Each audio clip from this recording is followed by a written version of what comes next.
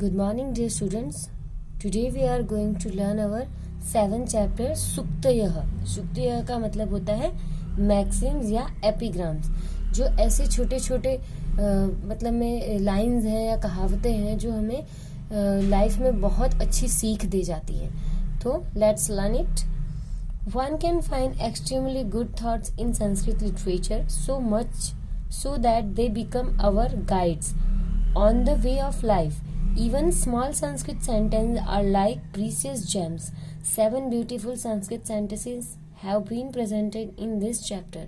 यानी यहाँ पर जो ऐसे ये जो संस्कृत में जो हमें वाक्य दिए गए हैं ये हमें लाइफ टाइम के लिए अच्छा रास्ता दिखा सके, गाइड कर सके वैसे हैं.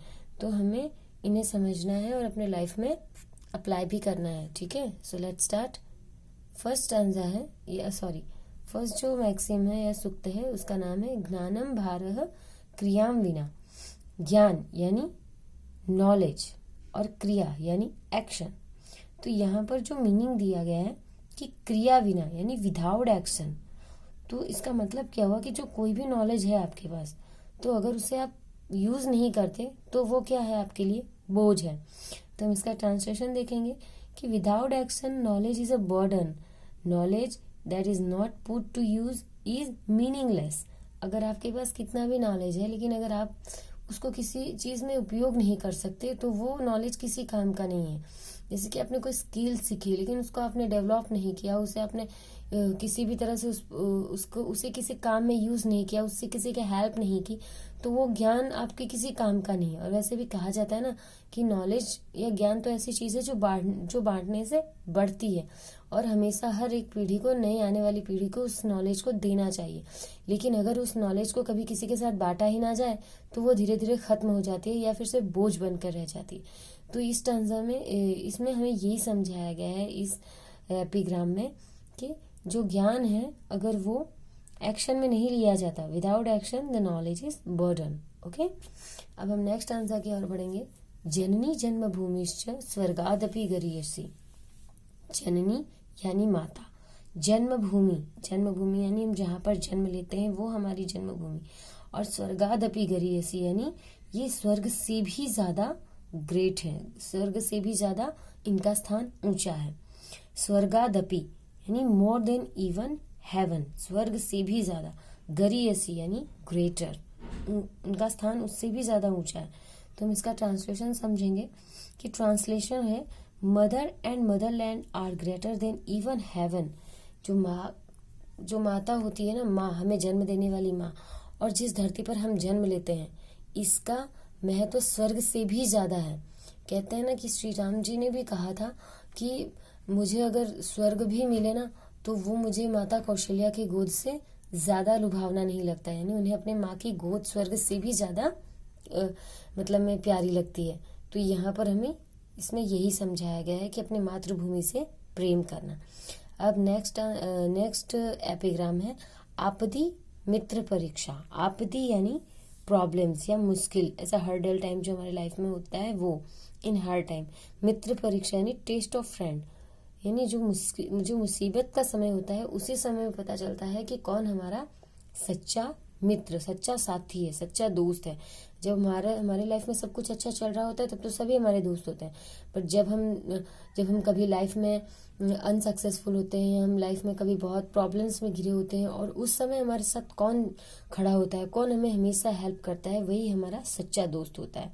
तो आपदी मित्र परीक्षा यानी इसका मतलब होगा अ friend is tested during difficulties. जो डिफिकल्टीज में आपके साथ खड़ा होता है वही आपका सच्चा दोस्त होता है. यानी एक सच्चे मित्र की परीक्षा मुसीबत के वक्त होती है. नेक्स्ट, श्रद्धावान लभते ज्ञानम. श्रद्धावान यानी अ faithful person, a person who believes in himself, जो अपने आप में विश्वास कर सकता हो, जिसे विश्वास हो वो. लभते यानी गेन्स, और ज्ञानम यानी नॉलेज.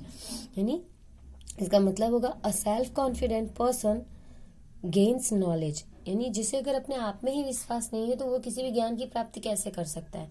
तो इसका मतलब है जिस इंसान को सेल्फ कॉन्फिडेंस है, जिसे अपने आप में विश्वास है, वही इंसान किसी भी चीज को गेन कर सकता है, सिर्फ नॉलेज ही नहीं। नॉलेज तो यानी इंसान की बहुत ही इंपॉर्टेंट चीज है लाइफ में, लेकिन उसके साथ उसे कुछ भी अचीव करना है तो जब तक उसे खुद पर विश्वास नहीं होता तब तक वो उस चीज को नहीं कर सकता। तो यहाँ पर हम इस स्टांजा का मतलब समझ सकते हैं कि श्रद्धावान लभते ज्ञानम, यानी जिसे खुद पर विश्वास है। कहते हैं नहीं, अगर आपको आप पर विश्वास नहीं है तो आपको भगवान पर भी कैसे विश्वास हो सकता है। तो यहाँ पर यही समझाया गया है कि जो the person with self confidence can gain knowledge. अब हम आगे बढ़ते हैं 5th एपिग्राम पर। बुद्धि ही यश्य बलम तस्य। बुद्धि यानी जो हमारा दिमाग है, यानी हम ये कह सकते हैं कि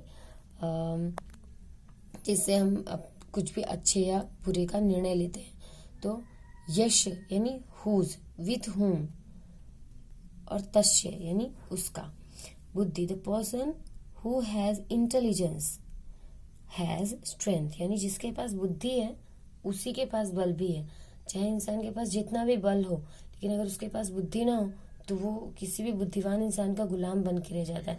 जैसे कि हम देख सकते हैं कि इस दुनिया में न जाने कितने ताकतवर पशु हैं और न जाने कितनी ऐसी बड़ी बड़ी चीजें हैं, लेकिन उसे इंसान अपनी बुद्धि से अपने काबू में कर सकता है। तो यहाँ पर हम ये समझ सकते हैं कि बुद्धि यानी कि इंटेलिजेंस, जिसके पास बुद्धि है बल भी उसी का है। नेक्स्ट एपिग्राम है संघे शक्ति कलो युगे। संघ यानी इन यूनिटी या इन टुगेदरनेस, यानी अगर आप में एकता होनी चाहिए। और दूसरा है कलो युग, यानी एक कलयुग। 4 युग होते हैं ना, सतयुग, त्रेता युग, द्वापर युग और ये आखिरी कलयुग। हिंदू शास्त्र के हिसाब से ये कलयुग है। तो कहा गया है कि there is a strength in unity in Kalyug. There is strength in unity in Kalyug, यानी कलयुग में जो एकता है वही शक्ति है। यानी जिन लोगों के बीच में एकता है वही ताकतवर होते हैं। वो आपने किसान और उनके बेटों की कहानी भी सुनी होगी कि जहाँ पर एकता होगी तो वही लोग लाइफ में सक्सेसफुल हो पाएंगे। अब हम आगे का एपिग्राम देखते हैं। शरीर माध्यम खलु धर्म साधनम। शरीर माध्यम यानी बॉडी फर्स्ट, माध्यम यानी फर्स्ट, और फिर उसके बाद खलु यानी ट्रुली या इंडेड, और धर्म साधनम यानी टूल ऑफ रिलीजन। यानी यहाँ पर हमें शरीर की स्वस्थता के महत्व को समझाने की कोशिश की गई है कि Indeed the body is the first instrument of religion. अगर आपको धर्म का भी पालन करना है तो आपका शरीर स्वस्थ होना सबसे ज़्यादा ज़रूरी है। तो यहाँ पर इस स्टांजा में हमें ये समझाया गया है कि आपको अपने बॉडी का हमेशा ख्याल रखना है, उसे हमेशा स्वस्थ बनाकर रखना है। Okay, thank you.